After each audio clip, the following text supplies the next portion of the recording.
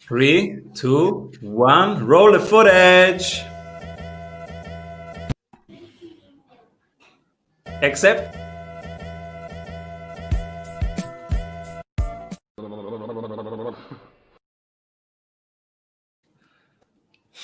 Welcome back, everybody, to the Strategy Sprints podcast. I'm your host, Severino. And today, my guest learned from working with Hollywood and music stars one thing that may shock you. These creative superstars are just like us. They only have mastered a method of repeatable and predictable creativity. And this guy has worked out what that formula is. He has worked with AT&T, Microsoft, EA Sports to make their creativity more repeatable. And he has also worked 2 decades on distilling the formula. The formula is also in his new book, The Creator Mindset, released this year by McGraw-Hill in August. Welcome, everybody, near Bashan. Hey, thank you. How are you, sir? Thank you for having me. So cool to have you here. And you have brought 3 cool topics: little victories and why they matter, fight the self-doubt monster, and humor, empathy, and courage. So cool. Nir, what are you currently creating? So I'm pretty busy these days. We're doing a lot of work around the book, getting the book out to the people who've ordered it. I've been lucky that the response for the book has been really good. People are enjoying it. I get an occasional email from people who didn't enjoy it, which I like just as much. Like Really, I hate this book. Oh, dude, people do. Yeah, you'd be surprised. People find your email and they're like, "What are you talking about? This is ridiculous," and all of this stuff. So that's been fun. Hey, if you feel, if you love it or you hate it, it's still a feeling, and that's I think a good thing. So yeah, we've been busy on the book and been doing a bunch of keynotes and webinars, all from a computer. And that's about it, man. Just doing it and keeping it going. I love it. But it sounds like you have to deliver the books. So what is the, because I never have published a book. I'm writing my first book right now. Nice. Good job. What's the topic? So what happens after a book comes out? Yeah, so you write a book, right? And you hopefully get it published by a big publisher who can put a little bit of energy behind it, right? And what ends up happening is, you have a PR campaign and you kind of write articles and you try to get momentum going around the book. Then if you're lucky, you get these bulk orders where people will order 100 books here, 100 books there. And, they want you to sign it. So you have these little stickers. I just sent them off, but they're like little stickers and you sign like 100. And it's so much fun to do the first like 100. And then the first 200, you're like, yeah, this is great. But then by like number 300 or 400, you're like, oh, my hand, and then you're like, maybe I should get a stamp, and like just stamp it out. And you start to think of all these like creative ways to not sit there and sign it. But so you get the book out and then you do podcast and radio and TV and you get people excited about it. You talk about it. I think that writing the book is like maybe 25% of the job. After the book comes out is the bulk of the work. It's amazing. I didn't know that, Simon. I learned that, on the go. This is my first time. Your first time and you nailed it. Thanks, man. Yeah, thanks. And we are obviously very, very curious. But let's start from the start. Why a book in the first place? So I was a consumer of this type of information, right? Every book on the marketplace was about the why of creativity. And I have been working since I was 9 years old.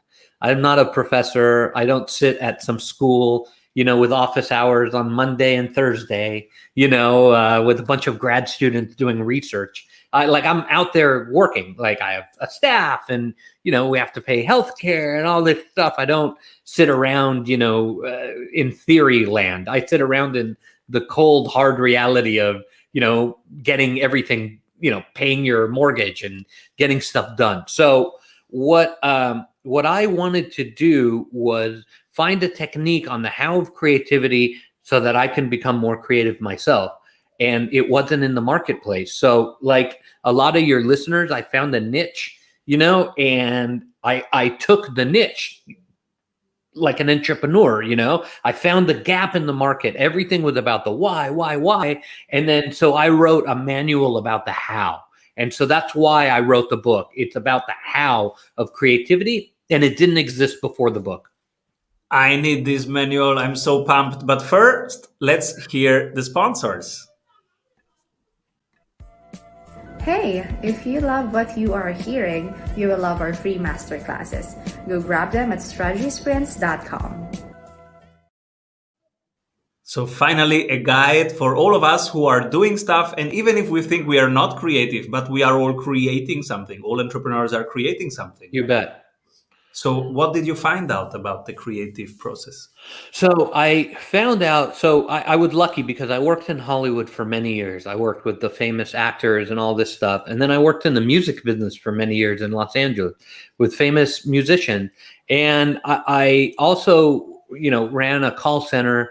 I worked at I had my own furniture refinishing business. I worked at advertising agencies. I had all this knowledge from different sources, not just from Hollywood or music, but from different industries. And I put it together in like a recipe. I think there's 92 things in the book that you can follow to become more creative. And so I found that everybody who said that they're like, oh, I'm really creative and you're not, and blah, blah, blah, is lying. Everybody's creative. Everybody can learn how to be creative. It just takes the will to want to learn how to do it. It's really straightforward. It's a discipline like anything else. You learn how to drive a car. You learn how to ride a bike. You learn how to do all of these things. Creativity is no different. It just takes the want to do it and a couple of tips on how to do it.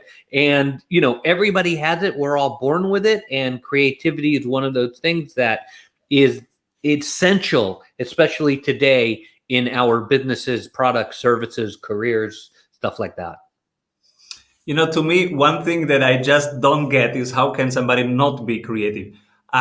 You have kids. I have kids. They are just creative all the time. That's how they were born. That's how they are. And I myself, I have to stop being creative at some point during the week because I make my team crazy because I come again with a new project idea. So I say, okay, no, let's stop creativity for a week, and let's just do what we said that we're doing, and then grab it from there.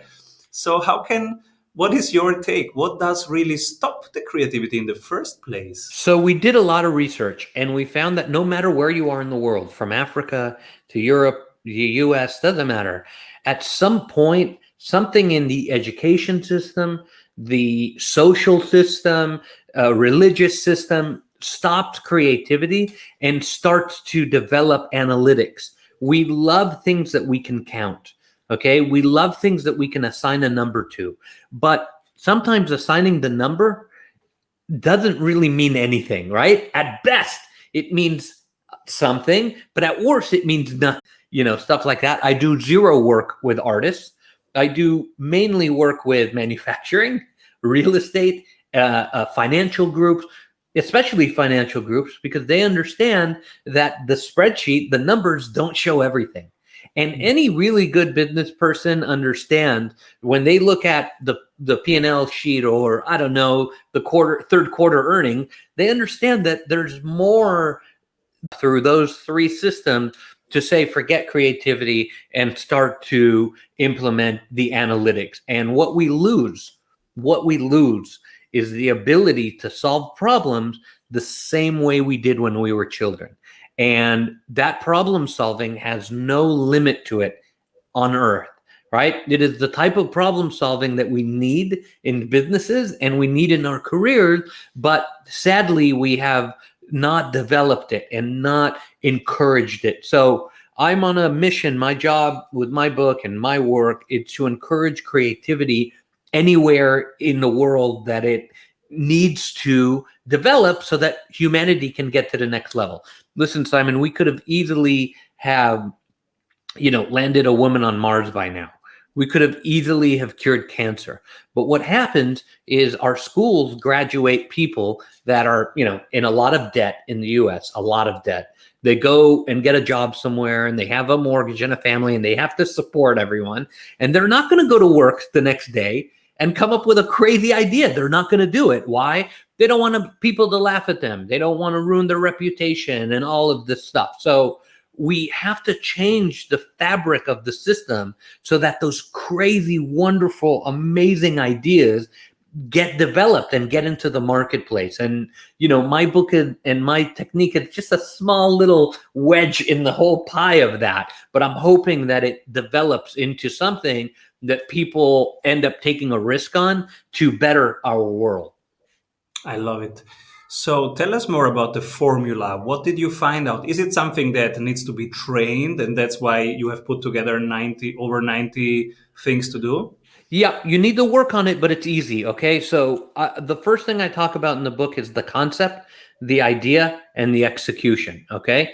The concept is the largest way to look at your product or service. It's the biggest, highest level. Okay. The idea is the mid level. It's like the regular view, right? And the execution is like the electron microscope view, right? It's like the little atoms.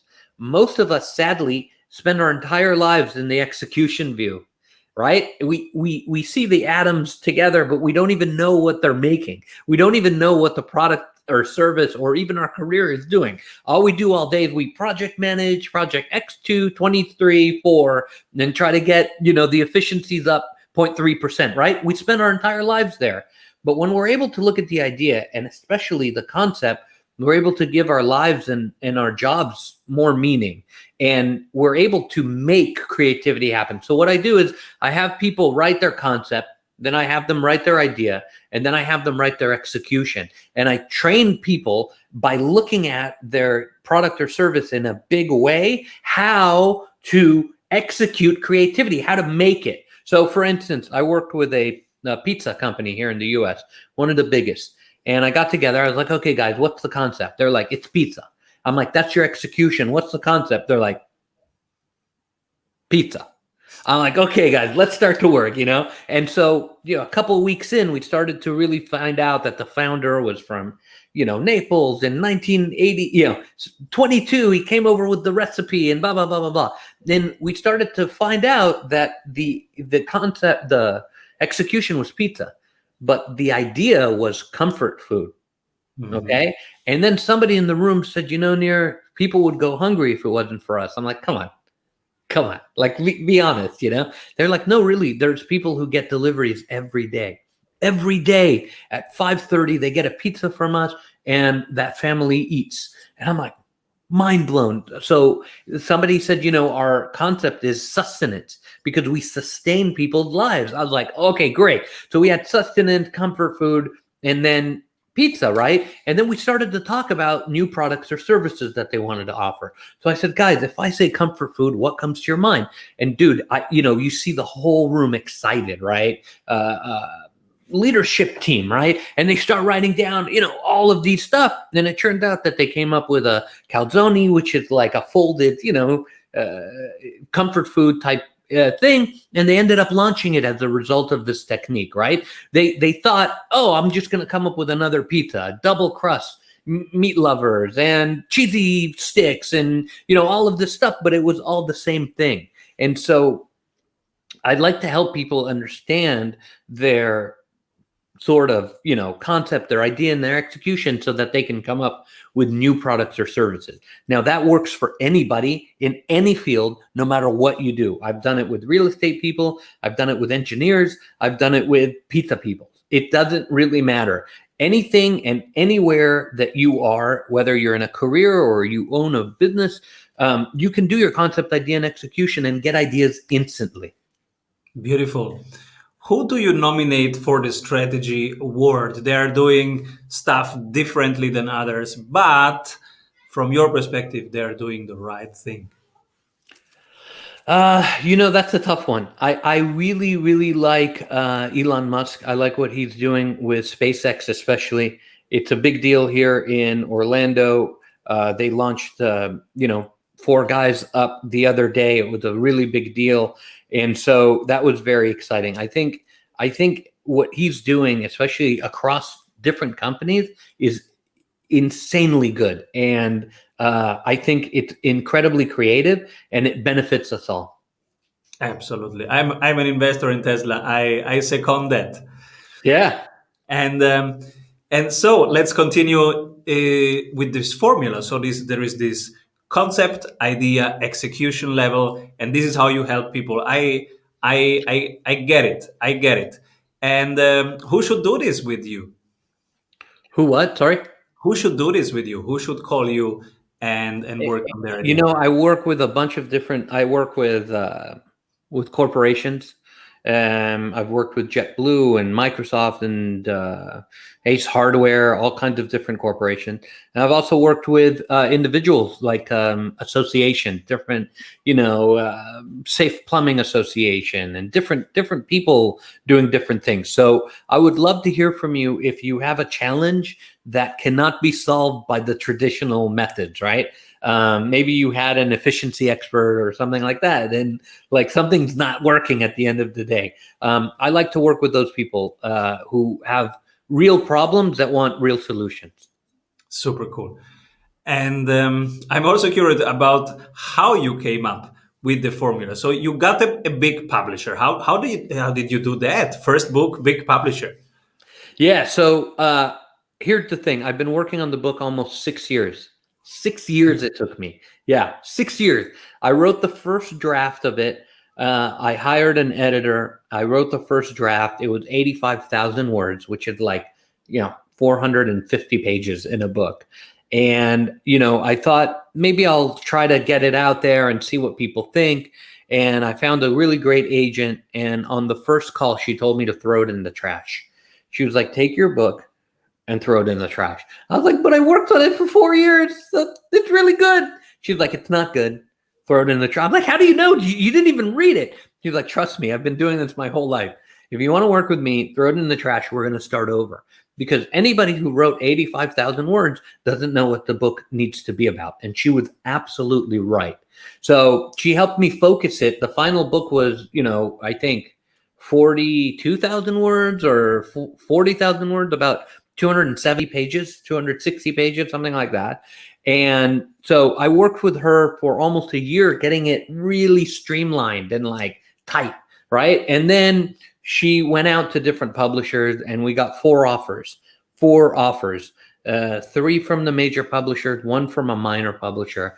And she felt that we should, listen to all of them. And I got on the phone with McGraw and they were great. They were so excited. They were passionate, and they're really wonderful people. I made the right choice. I'm very, very happy with them. And they went through and said, change this, change that, move this around, blah, blah, blah, to get it tight. One of the major things that they helped me with was make it about the reader, not about me, right? So I thought, I have a great story. They're like, nobody cares about your story. What can the reader get instantly? And so the book became like it just, I get emails about it now. Oh, Nir, I didn't read the whole thing. I'm like, okay, that's kind of sad. What did you read? And, I read this section because that's what I need right now. And then I think about it and I'm like, that's kind of cool. You know what I mean? Like, it's not about, I want people to read the whole thing, but if you just grab a part and it helps you at work, I'm very, very happy with that. So they were the ones, McGraw-Hill helped me shape it into a book that was tight, right? There's no extra stuff in the book at all. It's tight. Every chapter is 5 pages. So you can read it quickly, get what you need and go. And so I'm very, very pleased and I feel very lucky. So the editor was the very first, very important part, right? And she did with you what you do with your clients. What's the idea behind what I do with my clients? You bet. Yeah. And she's so good and so smart. And, she had, 20, 30, 40 bestsellers. I mean, she knew what she was talking about. She knows books and loves books and understands what sells, what people want, what is good for the market, what is important to do. And so I listened to her, even though it was painful. Some parts were really, really, really hard because I thought I know more, but I didn't know nothing. You have to listen to the editor because they're, geniuses. And I got really lucky. I got a woman named Cheryl Segura who, she was like amazing. And the experience was wonderful. And now Cheryl could have 100 people per day emailing her manuscripts. How did you cut through the noise? How did you connect to her? Yeah, so you got to get a good agent, and so I had a wonderful agent. She was the same one who told me to throw away the original book.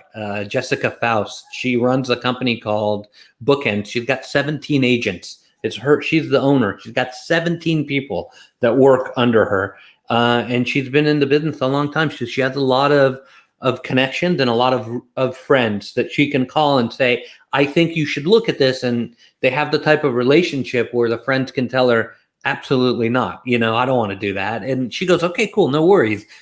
So she was able to help it get to where it needed to get by the virtue of her expertise, her relationships, and her knowledge. She knows books better than. Listen, I'm busy running a company, right? I am busy, doing seminars and keynotes and helping, people understand the creativity process, consulting.